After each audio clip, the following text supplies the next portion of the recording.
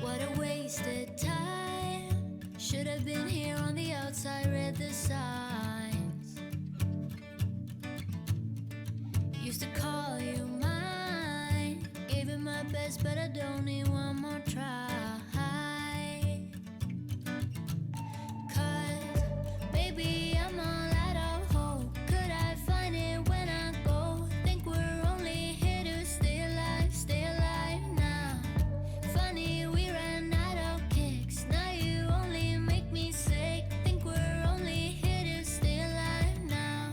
Cause I know what a waste, what a crime, what a fuck. Hello, good morning to everyone. What a nice Saturday morning. Wala tayong trabaho, walang iniisip, walang pressure na magising ng umaga, ng sobrang aga, like 7 o'clock or 6 a.m. Shala. Ayan, nagbabasa-basa ako ng comment, ano pala ako ngayon, nagko-coffee lang ako. And probably, I'll just have some avocado before tayo mag-jogging. Wait. Where is my... Ito na lang siguro. Ito pa nilagay. Shala, good morning. Nagbabasa-basa ako ng comment and meron ako nabasa dito. Happy New Year, teammates. Dito din kami sa Houston area pero Chronix naman. Sa new company ko ngayon, ang tawag sa mga colleagues is, or sa mga kasama mo is teammates. So it was nice to know. Hello, replyan ko nga agad. Hello po.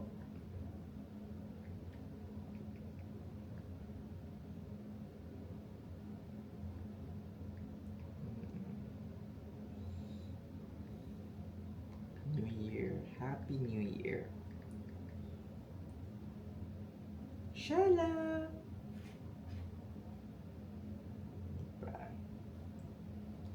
Happy New Year.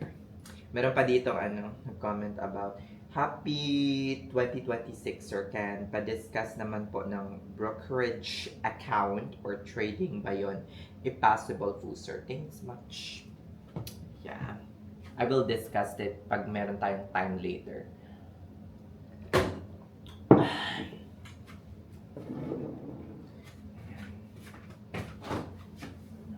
Ay, may pansit pa pala ako dito, no? Initin ko to. And let's...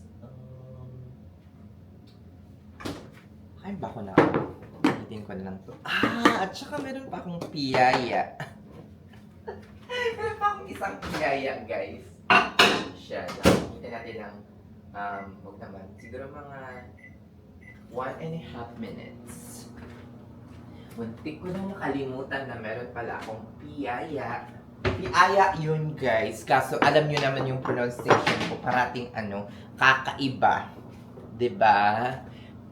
Americans here, when they pronounce, like for example, they pronounce it as condolence. But still, kapag ginagamit ko sa sentence, I always say something, uy, condolence po. Ganon. But they, really, there's a lot of mispronunciation. Pero, nagawa ko dito for the first, second, and hanggang ngayon. To sometimes, yung mga American, hindi na nila pinocorrect besh. Siguro nasanay na yung nasanay na yung dila ko, guys, na ganun yung pag-pronounce. If I am conscious, I still correct myself. Pero kung wala, smile na lang yung mga Americans sa akin, guys. Sherlock!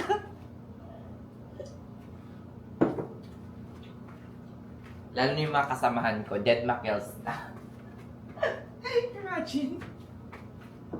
Imagine mo yung condolence, naging condolence.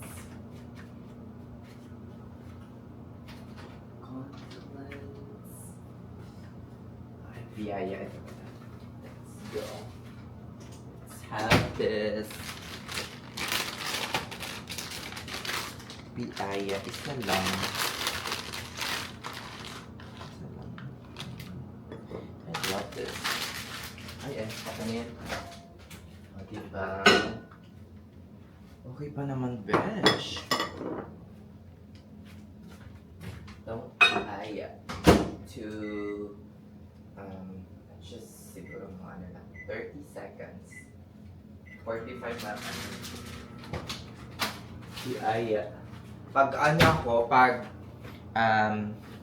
napunta ako ng Pilipinas ulit, bila ako ng ganitong ano, mga kakanin. Hindi siya kakanin, para siyang ano, parang pasalubong na, ewan, para siyang hopya, guys. Hindi siya masyadong matamis, guys, as in.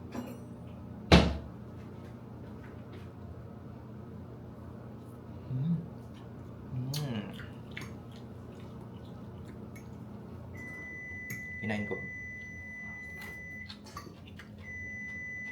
Bago masayang. Diba yan?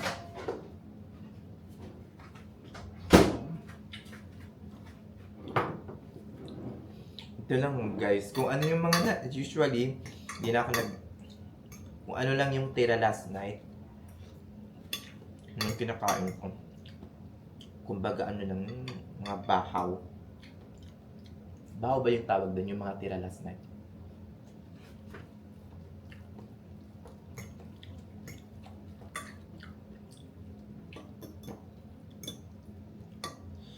Mamaya magkukosko ako, pero namit pa ako dito. Ang kulang-kulang, may gatas din ako. Ang kulang-kulang ata yung ano, frozen fruits. Tsaka, bili na rin ako ng tubig since nandun na rin ako. No?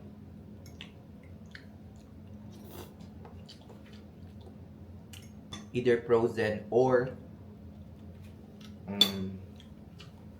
fresh yung bibili ko. Maganda din kasi yung frozen guys, natatago ng matagal.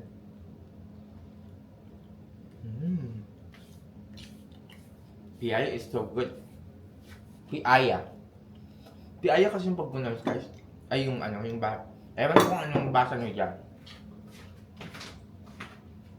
Pero yung dinig ko sa mga ano, yan yung guys. Piaya. Diba piaya yan? Baka mali na naman ako, no? Dinig ko kasi piyaya sa mga kaibigan kong nagbigay.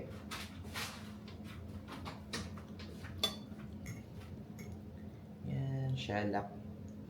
Sansya na kayo guys, wala masyadong editing sa mga vlog ko. Kung ano lang, raw. Shalak. Doon pala sa nag-comment dito rin sa Houston na chronic dialysis naman. Malay mo, mag-chronic ako after ilang years, di ba? Magsawa na sa on-call. Kasi guys, pag may family, tapos hindi ka flexible, or may nag-aantay sa'yo sa bahay, o kaya gusto mo ng fix na mga weekend off, ganyan. Fix na schedule. Kasi unpredictable kasi yung schedule sa acute. Yun nga lang, medyo mataas-taas yung rate ko doon. Tapos, ang inisip ko kasi, first and foremost, napaka-flexible ko. Kasi wala naman akong jowa, family, or anything here. Tapos, anytime, pwede akong pumunta sa ospital. Yung parang, yung driven ko, or yung desire ko to earn more is malakas pa. At, kasi early 30s pa lang ako eh. Siguro pag mga late 40s or 50s na ako, kaya may meron kang family or partner na uuwian, ganun. Siguro, pipiliin ko ng mag-chronic dialysis. Pero for now, na medyo flexible pa yung schedule ko, gumigising ako anytime. Diba? Ganun, ko, yung parang walang humaharang or wala akong commitment sa iba.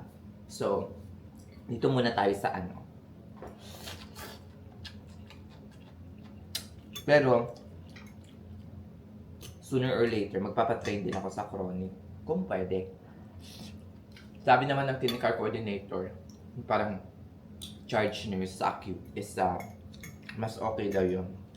Kasi at least makakapag-pick up ako sa chronic. Diba? If I want to, kapag walang availability sa acute.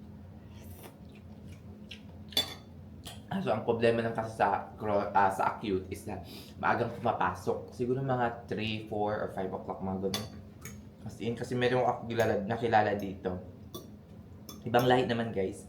As in, mapasok siya ng mapasok siya ng maaga.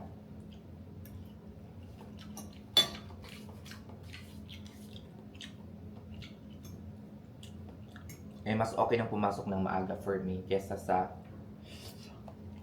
night. Hindi ko talaga kaya yung night guys. Tapos, as in, bibigay ka talaga.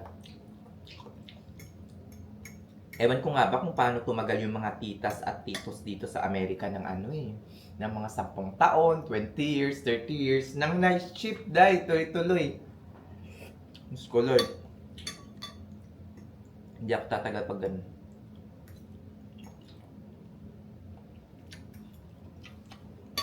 Alright. Let's eat the piyaya.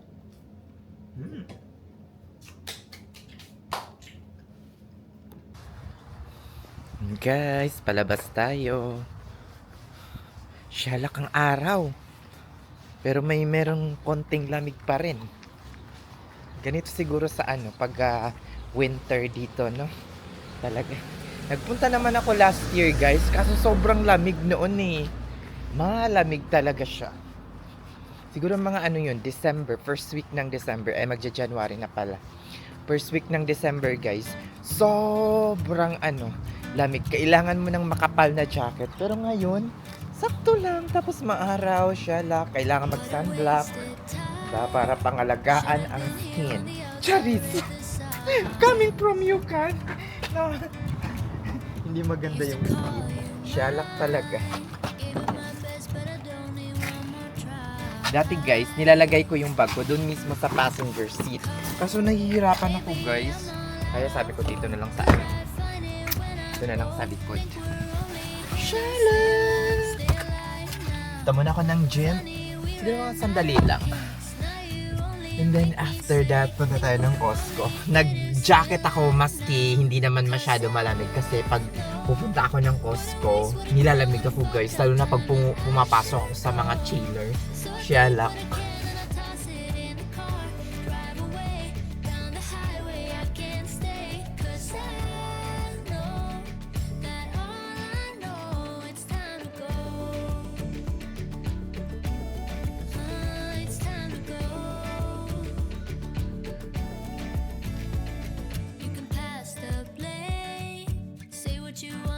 Nothing on me. We won't be the same. Don't you call me up, 'cause we badly need this change.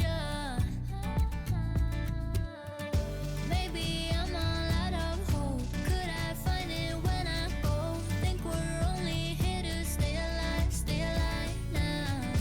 Funny, we ran out of kicks. Now you only make me sick. Think we're only here to stay alive now. 'Cause I know what a waste, what a crime, what a fucked up time, and I should go. So I take what I can and I toss it in the car. Drive away down the highway, I can't stay. 'Cause I know that all I know, it's time to go. It's time to go. It's all I know. It's time to go. 'Cause I know what a waste, what a crime, what a fucked up time, and I should go. So I take what I can and I toss it in the car.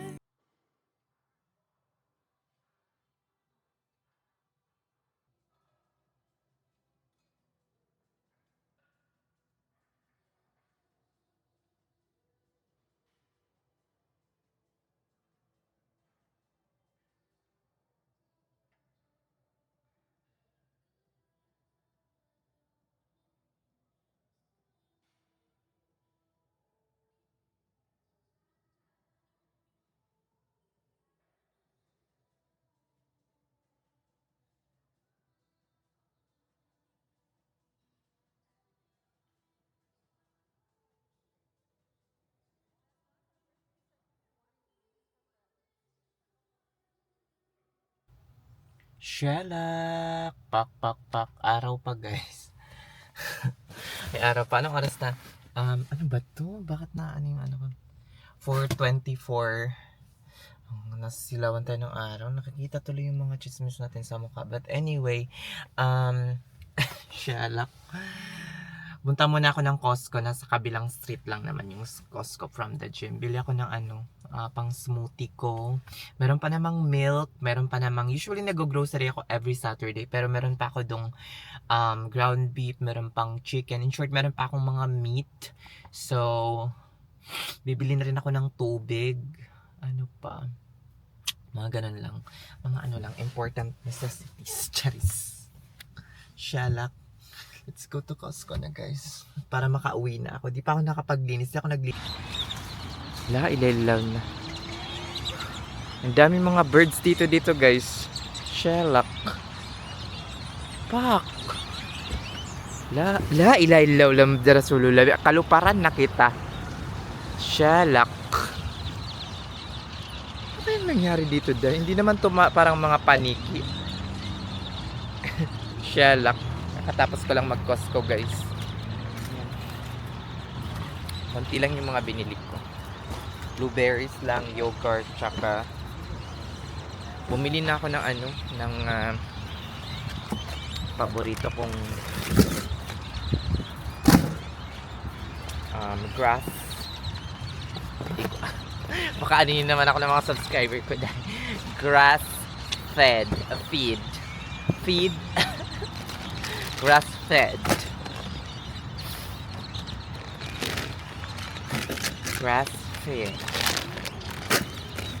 kaloka kayo. Yan, good evening, guys, mga shala. Pak.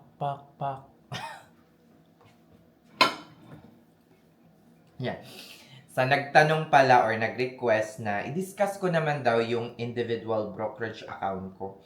Guys, yung Roth IRA tsaka yung separate na brokerage account ko, it works the same way. Pareho lang sila, guys. Yun nga lang, ang pagkakaiba lang sa Roth IRA, merong max.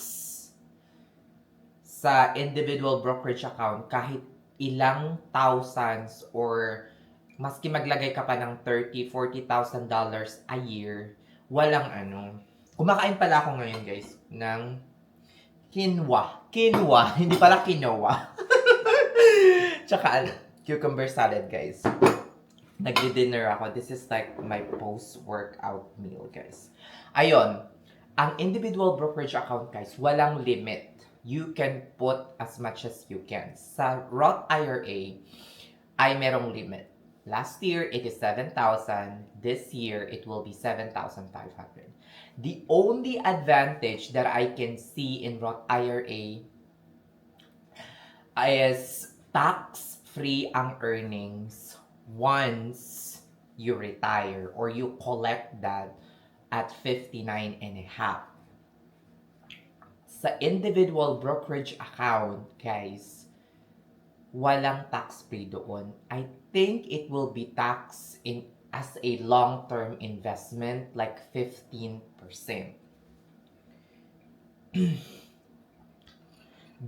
Paano siya nag-work? Pareho lang, guys. Pagpasok ng account sa individual brokerage account mo at saka sa Roth IRA, you will invest that. You will invest it in mutual fund or ETF.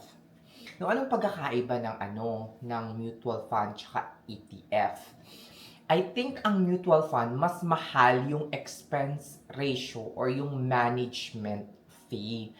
And at the same time, sa mutual fund ata, parang parang meron siyang minimum investment. Like for example, doon sa mutual fund nakatapat ng BOO, kasi hindi ako bumibili doon sa mutual fund kasi mahal yung expense ratio, guys.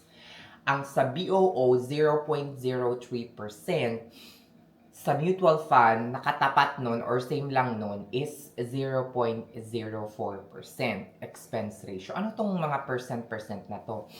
I think ito yung management fee or fee para i-manage nila yung fund mo. Kasi, para siyang isa siyang pooled fund, kung familiar kayo sa pooled funds, na parang pinagsama-sama yung mga pera ng mga investor. And then, ipamimili ng mga stocks, ng mga, ng mga bonds, mga ganon. So, itong BOO, para siyang pooled funds. So, parang, for example, bumili ka ngayon ng 1,000 na ETF, na 1,000 worth ng VOO. I think nasa 600 plus ang isang share ng VOO. So, kunyari gumili ka ng isang share na 600 plus, meron ka na nung tingi-tinging ownership or, let's call it like ownership or parte sa mga pinag-i-investan ng BOO. So, parang napakaliit naman yun, yung parang 600. So, meron na ka ng tingin-tingin doon. Pag lumaki or nagkaroon ng tubo, nagkaroon ng growth, yung fund na yon, yung halaga ng fund yun, umaakyat. The more na umakyat siya, the more na rin syempre nag-i-increase yung value ng pinasok mong pera. For example, 638 yung worth or 628 yung worth ng VOO ngayon. Bumili ka ng 10 ngayon, which is probably $6,000 plus dollars. 10. Sa 10 na yun, guys, for example, umakyat yung price next year or at the end of this year, like December, nasa 750 na, ang pera mo ay nasa $7,000 na. Mga ganon. So, ganun lang, yung simple mathematical Pero, guys, if ever bumaba siya, bumagsak, tumaas, bumagsak, don't ever think of withdrawing your fund or mabahala or matakot because as I've said, nung una pa lang sa inyo, once you put fund for your kaya nga individual retirement account lahat ng mapupunta dito, kaya nga investment, guys. Investment is not 2 months, 1 year, 2 years. Investment is long term. Like, edi sana naging trader ka na lang, di ba? Kung 2 months, 3 months lang yung tolerance mo sa pagtatagal or paglalagak ng pera mo. It takes years, 10 years, 20 years, 30 years. All of these funds na nilalabas mo, papuntang Roth IRA, papuntang 401k, wag mong isipin everyday, guys. Don't think about it. I'm not gonna think about it. All of these funds should be intended for your retirement and are intended to be withdrawn on pag nag-retire ka na, like 59 and a half or 60. Not unless, guys, napunta kayo sa 40s ninyo, 45 or 30s, 46, wala talaga kayong pera at wala na kayong choice kung hindi kunin itong mga funds na to with 10% penalty, kunin ninyo. 'Di ba? But all of these funds, kung nagtatrabaho at kumikita kayo, nakakapag-travel naman kayo kasi nga sabi ko sa inyo, 'di ba, mag-set aside ng money every paycheck para makapag-travel, makapag-enjoy sa life because we don't even know if we will be able to reach retirement, 'di ba? Retirement age which is 59 and a half or 60. So, all of these funds should all be invested and dapat ang isipin nyo, kukunin nyo ito at 59 and a half, 60 or 55, mga ganon. Hindi ngayon. Wag nang iisipin, Diyos ko Lord. The only reason kung para matakot kayo na mag-invest sa mga funds na ganito or go and dive into like stock market or mutual fund or ETFs, it's either kulang pa yung kaalaman ninyo kung ano talaga ang real meaning ng investment or you don't have. Sabi ko nga sa inyo, bago kayo mag-invest dito sa mga ganitong retirement account, make sure that you have sufficient emergency fund that will last for at least 4 to 6 months. Pero, guys, 6 to 8 months is really solid if you can do that. 6 to 8 months or even up to a year if you can, di ba? So, Guys, hindi yun sahod Sahod nyo, kunyari, sumasahod ka ng 5,000 per month, tapos times mo by, napakalaki naman nun ng ilalabas nyo. No, hindi sahod guys. Kung ano lang yung inyong bills or expenses for every month. Isama niyo yung padala nyo doon kasi for sure, doon sa expenses ninyo na sinasabi ko sa inyo kasi Diyos ko Lord, kung nagpapadala kayo sa Pilipinas, hindi rin Len maintindihan na sasabihin nyo, ay ma, wala akong trabaho ngayon, hindi ako makakapagpadala. Maski $200 or $300. Diyos ko Lord, mga nasa Pilipinas na mga parents, hindi naman ganun. Yung parang, ay, mahihinto kasi yung padala, mga ganun. O, diba? Nakaasa pa rin yan sa inyo kung buwan-buwan kayong nagpapadala. So, if I were you, sa emergency fund ninyo na per month na calculation ninyo, isama niyo yung padala na maski $200 or $300 per month, di ba? Maski wala na kayong trabaho dito sa Amerika. So, yun guys. Pak na pak. Kailan ba kayong balak mag-retire? Ako guys, yung pinakabalak ko mag-retire is around 53 or hindi ako magpapaabot ng 60 dito guys. Ayoko magtrabaho. Dapat at the age of 50 ay 53, mga ganyan, 20 years from now, hindi na tayo nagtatrabaho. Ayoko ng, Diyos ko Lord, hindi na kaya ng utak, mental health, at kung ano-ano pa. So, as much as possible, ang ginagawa ko talaga is naglalagay ako ng funds or pera sa aking individual brokerage account as much as I can para lumago iyon in the next 15 to 20 years para yun yung gagamitin ko at the age na gusto ko nang mag-retire, like 49, 48, 50, 51, 52, mga ganon. Para hindi tayo umasa at hindi natin makuha yung supposedly money na makukuha natin at 59 and a half, like Roth IRA, like for example, yung social magsa-start 60 or 62 pa. Guys, hindi ako mag-aantay ng yung parang sasabihin nyo 100% or more than 100% na na social security. What if namatay ako ng 63, di ba? Or 64, tapos nag-antay pa ako ng mga 70 or hindi ko i-delay yung social security ko. The earliest that I do qualify for social security, I will take it. Diyos ko Lord, hindi natin alam kung maabot tayo ng mga, enjoy natin yung mga kaperahan natin, guys. Shalak. Dami na naman maano sa akin, di ba? Sa kaligahan ni Nurse Can. Yun. Hindi guys. Definitely. So, para may pera, magtabi kayo ng pera na magagamit ninyo before nyo pa kunin sa 59 and a half yung mga kapera nyo. Kasi 59 and a half nyo pa makukuha yung 401k nyo, yung Roth IRA na non-taxable, ganyan, yung mga pension ninyo, mga ganyan, more than 60 pa, kayo magpa-pension, mga ganun. So, at least may pera ako. Kaya ko mag-retire at 50 or 55, di ba? Pag gano'n. Sarap ng cucumber salad. Kaya na ako, guys. Thank you so much. After this, itutuloy ko pa yung paglilinis ko para bukas, malinis na at pwede na tayong gumala at bumukid. Charis, joke lang yon. Excuse me.